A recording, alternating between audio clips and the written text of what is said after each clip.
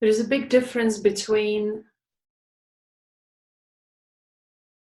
spiritual action, spiritual ambition, and spiritual being. There are lots of people who talk about stillness of mind, equanimity, yet they erect statues or charge people for looking at those statues.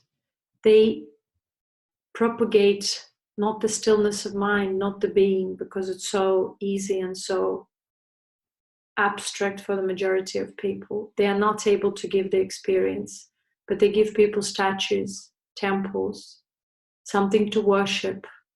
They give people rituals, pujas, which have no meaning for their refinement, for their awakening. Temporary solutions. They don't teach people how to go back to the natural self, to the natural being of self, to the natural mind, how to cultivate stillness through which these people would be empowered. They disempower people by asking them to believe in supernatural powers, in angels, demons, in forms and names. But the equanimous being is beyond forms and names. Spiritual being has to be integrated into the action, not the spiritual action has to be there in order to find the spiritual being. If the majority of people understood this, we would avoid a lot of controversy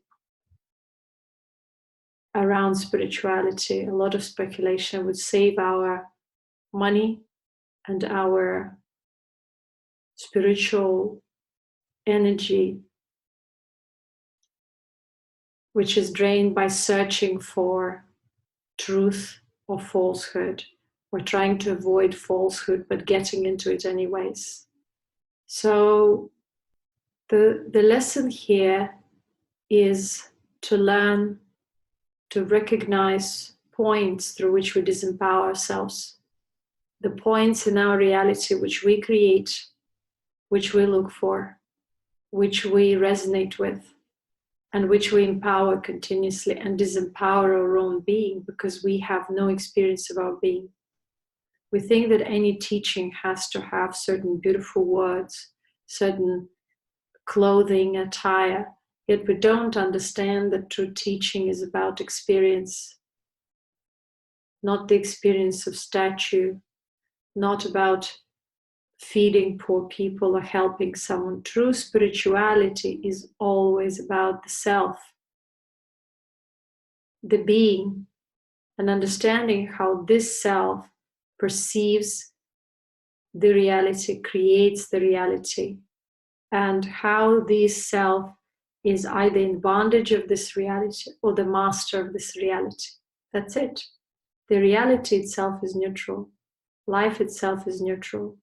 It's meaningless, in fact, or beyond any meaning, because the meaning can be created by each and every player, individual in this reality. But can you master this reality? Can you realize how this reality originates through your own mind, through your own self? And can you go back to the natural and the ultimate, yet living in this reality? See through and look for the inner being, or for the opportunity to experience it. Do not look for the wrapper. Look for the inner self. Do not project more power on others. Bring back concentration within self and you will see your own power. Relax into your natural being as you could when you were a child. Now you're ambitious, action-driven. Whether this action is business-oriented or spirituality-oriented, it's still action-driven. So go back into being, into stillness of self and experience.